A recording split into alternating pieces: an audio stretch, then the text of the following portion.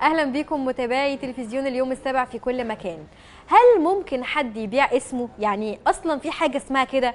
طب لو في، يعني ممكن اسعار الاسماء دي تبقى ايه؟ يا ترى في اسماء طب رخيصه واسماء غاليه؟ ده اللي هنعرفه من خلال تغطيتنا النهارده. الموضوع طبعا يبان جنوني ولكنه اتحقق بالفعل. سنه 2012 في رجل اعمال اسمه جاسون سادلر ابتكر طريقة جديدة وغريبة جدا الحقيقة علشان يكسب فلوس.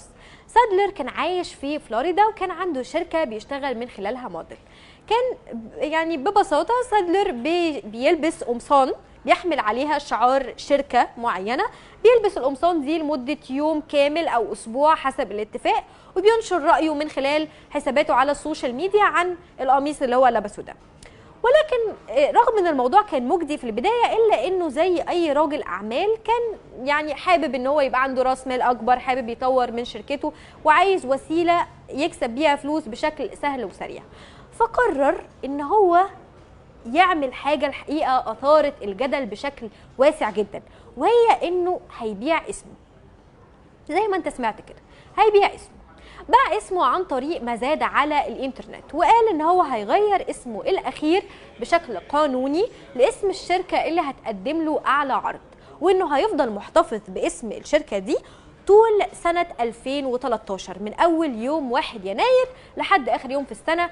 هيفضل محتفظ باسم الشركه دي وهيستخدم الفلوس اللي هيكسبها علشان يكبر شركته. وعمل فعلا موقع بدأ يعمل عليه المزاد، وفي خلال أول 24 ساعة تلقى 19 طلب من شركات عايزة تشتري اسمه.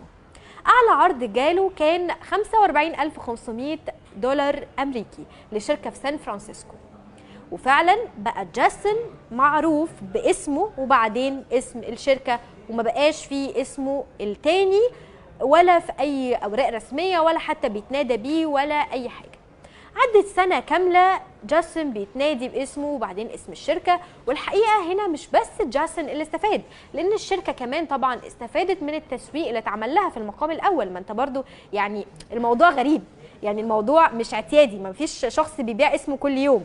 فطبعا كل وسائل الاعلام حول العالم بدات انها تتهافت ان هي تعمل انترفيوز مع صاحب الشركه دي. ده غير طبعا المبيعات بتاعتهم اللي يعني بلغت 250,000 دولار امريكي بعد الموضوع بتاع جاسون، وغير طبعا زيارات الموقع الخاصه بيه. فالموضوع الحقيقه كان مربح للطرفين. السنه اللي بعدها سنه 2014 انتهى العقد ما بين جاسون وما بين الشركه الاولانيه. كده من حقه ان هو يا يرجع اسمه الاولاني الحقيقي يا اما يبيع اسمه تاني. وطبعا انتوا تقدروا تتوقعوا جاسون عمل ايه. هو طبعا قرر انه يبيع اسمه مره تانيه، واخد المره دي 50,000 دولار من شركه كانت عامله ابلكيشن، فتسمى جاسون وبعدين اسم الابلكيشن. وفعلا بقى اسمه جاسون وبعدين اسم الابلكيشن الجديد بتاع الشركه. في حوار مع جاسون يعني اتسأل اذا كان الموضوع مثلا سهل كده بالنسبه له ان هو يتخلى عن اسمه، يعني برضو الاسم ده بيشكل جزء من هويتك وبيعبر عنك، فازاي كده انت ممكن تتخلى عن جزء من هويتك في مقابل فلوس؟ ولكن الحقيقه اجابه جاسون كانت يعني مختلفه وكانت غريبه جدا. هو قال ان اسماءه العائليه طول حياته عمرها ما مثلت ليه معنى او شعور حقيقي بالانتماء والهويه، عشان كده قرر ان هو يستثمر ويبيعه، بجانب ان هو شايف انها طريقه لدعم الشركات اللي بيشتغل معاها وكمان وسيله ربح مبتكر. طيب خلينا نتكلم كده عن قد ايه الاسم ممكن يكون بيفرق في حياه صاحبه. يعني احنا لما بنشوف اباء بيقضوا ساعات واحيانا ايام وشهور قبل الولاده بيختاروا اسم الطفل بتاعهم وبيشاوروا فيه كمان قرايبهم واصحابهم، ما بيكتفوش بافكارهم او الاسامي اللي عاجباهم. فالحقيقه دي حاجه كويسه جدا، لان في الواقع الاسم حقيقي بيفرق جدا جدا جدا اكتر ما انت ممكن تتخيل. واتعمل في مره انترفيو مع 2 متزوجين عايشين في نيويورك اسمهم دالتون كونيلي ومراته كان اسمها ناتالي. قالوا ان هم قعدوا يدوروا ويفكروا كتير في اختيار اسم لبنتهم، ولكن من شده ايمانهم بان دي حاجه مهمه جدا قرروا ان هم بس هيختاروا اول حرف من اسمها وهيسيبوا بقيه الاسم لاختيارها هي لما تكبر. هي لما تكبر تقرر هي هتسمي نفسها ايه، واطلقوا عليها بالفعل اي حرف الاي بالانجلش. ولحد سن ال 16 وقت ما اتعمل معاهم الانترفيو البنت ما كانتش لسه قررت هتسمي نفسها ايه، ولكن اخوها الصغير كان قرر اسمه بالفعل واختاره من اول ما بقى عنده 4 سنين، واستغل الفرصه اللي اهله يعني وفروها. في في دراسة أجراها بعض الباحثين إن الناس اللي بيحملوا أسماء غير اعتيادية وغريبة عادة بيواجهوا إزعاج أكبر من اللي أساميهم معتادة. وده طبعا احنا بنشوفه كتير، يعني انت برضو لو اسمك غريب عن المتعارف عليه بتلاقي ناس كتير بتقعد تقول لك انت اسمك ايه، قول لي تاني كده اسمك ايه، طب هو ده معناه ايه؟ او ممكن مثلا يحطوه وسط افيهات، يرموه وسط نكته، يعني بتلاقي الموضوع كده مش بيعدي بسهوله زي لما حد بيكون اسمه اسم عادي متعارف عليه. الحقيقه احنا لو دمنا خفيف والموضوع بيقتصر على افيهات، ففي بعض الثقافات وبعض البلاد ممكن يكون يعني الحامل لاسم مختلف او غريب بيتعرض لحاجه اكبر، زي مثلا التصنيف او العنصريه.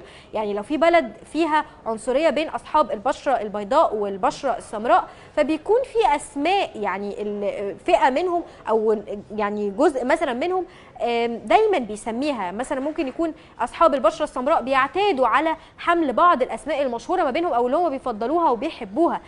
الاسماء دي ممكن تعرضهم للعنصريه من خلال الفئه المقابله ليهم، ومش بس بيقف الموضوع عند التنمر او العنصريه، ده ساعات بيبقى يعني بيوصل للتفضيل غيرهم طبعا في الشغلانات اللي بيقدموها. يعني لو واحد من اصحاب البشره السمراء مثلا مقدم وظيفه ما، ممكن لو هو شخص عنصري ما يقبلش شخص لمجرد ان هو بيحمل اسم بيحملوه عاده اصحاب البشره البيضاء اللي هو ممكن يكون يعني بيمارس عليها العنصريه، وده طبعا غلط وغير ادمي وغير مقبول تماما. يعني لانه ممكن اتنين يكونوا مقدمين نفس السي في، الاتنين بنفس الكفاءه، بس الاسم هو اللي يفرق، الاسم هو اللي يخلي شخص يتوظف وشخص لا. يعني الموضوع طبعا مش لطيف خالص. ولكن برضو اتكلم علماء النفس عن ان التجربه بتاعه انك تحمل اسم غريب رغم انها ممكن يكون ليها سلبيات، لان هي برضو بتحمل ايجابيات، لان هي بتخلي الشخص عنده اتزان، يعني اكثر تحكم في عواطفه وردود افعاله، لانه خلاص متعود ان هو طول الوقت مثلا بيتسال نفس السؤال اللي ممكن يبقى بيعصبه في بعض الاحيان، متعود على الهزار، متعود على ان الموضوع مش بيعدي كده، فبتلاقيه يعني قادر ان هو يتحكم في اعصابه. فبيقولوا ان دي من مميزات ان انت تحمل اسم غريب. بعد التغطية دي أتمنى أن أنت تركز أكتر في اختيار اسم ابنك، وشاركنا بإجابتك.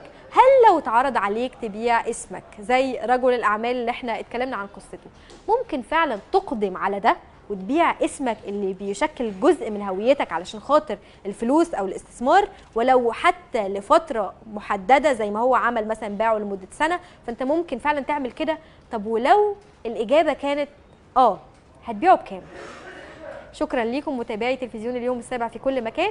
كانت معاكم ندى حجازي، وهنشوفكم ان شاء الله في تغطيات اخرى على مدار الساعه. شكرا.